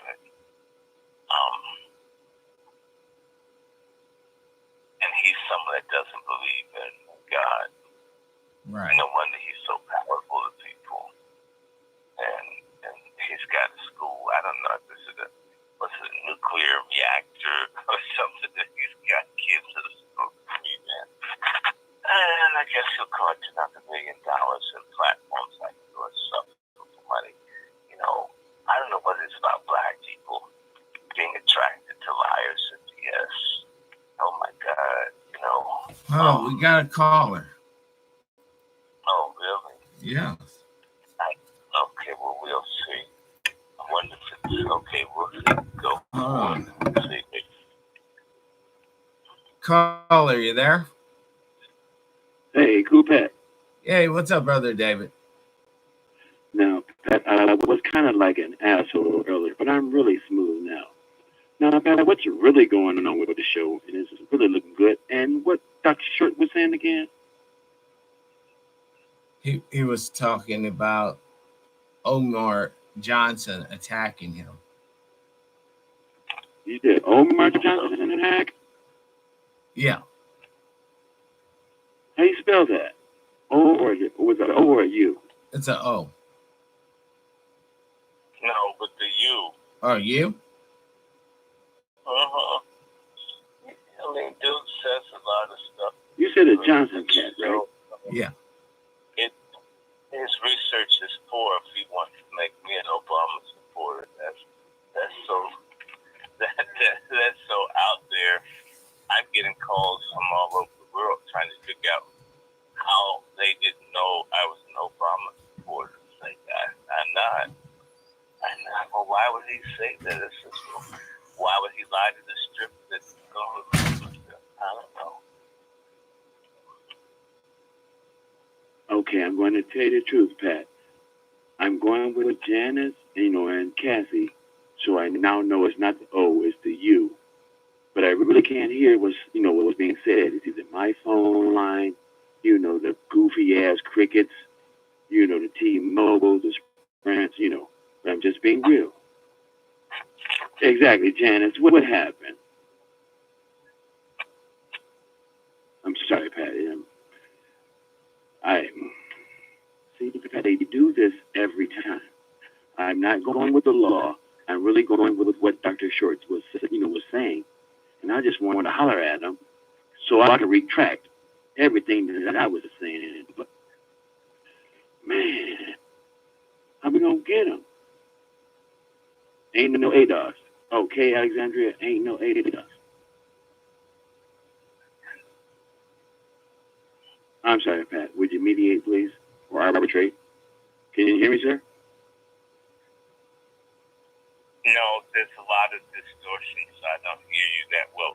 I can't understand what the thing said. Right. And Dr. Short, if I'm talking directly to you, it's the same thing. It is kind of, I'm kidding, but you know how the internet is. The fake ass fuck feds and all them type of shits. Because since I'm cussing now, we don't give a fuck about them. Dr. Short, I wanted to sound off, sound out, shout out to you. Excellent information. Fuck them faggot ass, buster ass bitches. Take it to they funky ass. And now, Pat, because you're the great mediator and great mediator and all, and I love my judge drown, but pimping impropria persona. So we, Jerice, Moore's up and quit fucking playing. 1886, snowboarder Drew Ali from North Carolina. USA all around the way, not incorporated, and not all that bullshit. And all you need is just one fucking witness to take it to the judge. The only way ADOS is going to get any money is taking it to the man individually. Because Pangea was once, I'm sorry, the Atlantic was once a goddamn river. So stop fucking playing. Indians, niggas, same thing. He said ghost dog. Now, Pat, I got him. Dr. Short, you, of course, nothing against you, sir. Take it to the ass. It's all in writing. Last thing, Pat, and I'm going to hit you with this binocular this one last time. Stop saying that bullshit year of our Lord. Lord is them English motherfuckers, Buckingham Palace and all that type of shit. Just from the fake Bible, the fake Quran, the fake Talmud, and all that other bullshit. Now, last question, last thing. Moore's up. Bye, Naga. Well, brother David, thank you. Doctor, you still there? Yeah, I'm going to probably go to sleep. I didn't hear any of that, but if it was good for the program, that's good. I'm going to step, but yeah, Yes, it So is. definitely tell people that we're about to start hitting some butts in the near future. But the interim, I guess I'm on a starvation diet. But we're getting there. Yes, So sir. definitely tell people. In fact, I don't know if you saw, I was able to get with Brother Hurd for a minute. We had some fun. It was fun. And it's going to pick up. The race is going to pick up. And be encouraged, my brother. Don't stop doing it. And, you got to meet the brother I know who does video. You'll like this brother that does video. I would love your support. We want to have a holy intellectual war with feminism. I hope you would support that. We defeat feminism in our lifetime. I think you would agree with it. We're not anti-women's rights, but we're tired of this I hate men stuff. It's offensive. I'm sensitive. Anyway, you be good, my brother. And yes. definitely tell folks, send the piece this way. I need to do a couple of things. I want to thank everybody that contributed. As broke as I am, I was able to pay for the hospitalization of 2 people in Africa, one in Liberia, and one in Sierra Leone. I believe these genetically modified mosquitoes have been released there and resulted in an explosion in cerebral malaria, which causes blindness, deafness, and death. And I should send you a picture. Did I send you a picture of my boy? This guy was like a godson to me. He was going blind from malaria. No. And so my money's so I need to send this dude some food. He got all small. This is not good. This is not the way that it's supposed to be. But these people and these crooked African governments allow their people to be experimented on. It's really sad. And that's 2 people I know that could have been dead if you didn't step in. You know what I'm saying? It's something, but that's okay. We're gonna come through this. Yes. One of these days. I'm gonna send you. Check this out. Show this to your audience.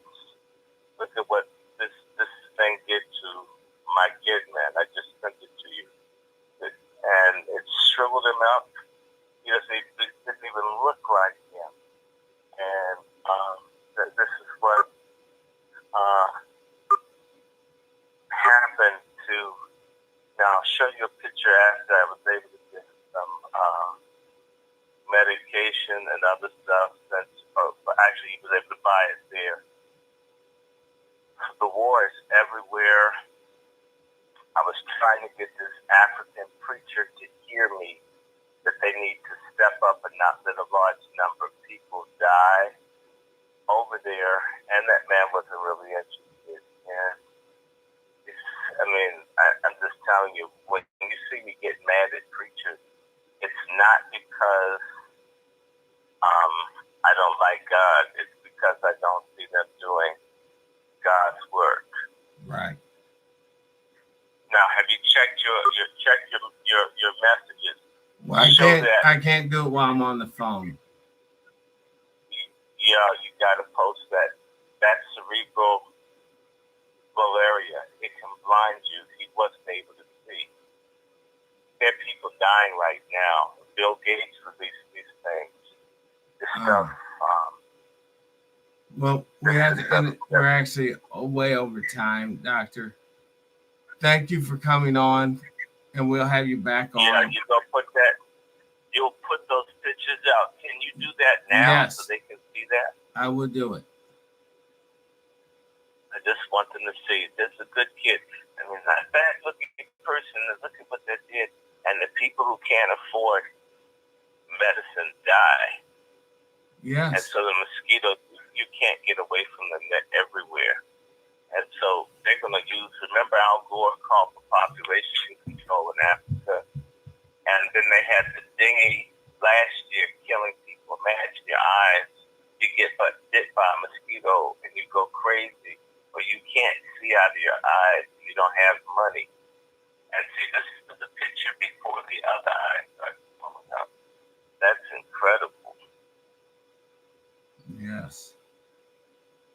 You Well, see the pictures? no, I can't access them just yet. You want me to call you back? Yeah, well, yeah. Let's see that, and then we can go. I'll hang up and call you right back. All right.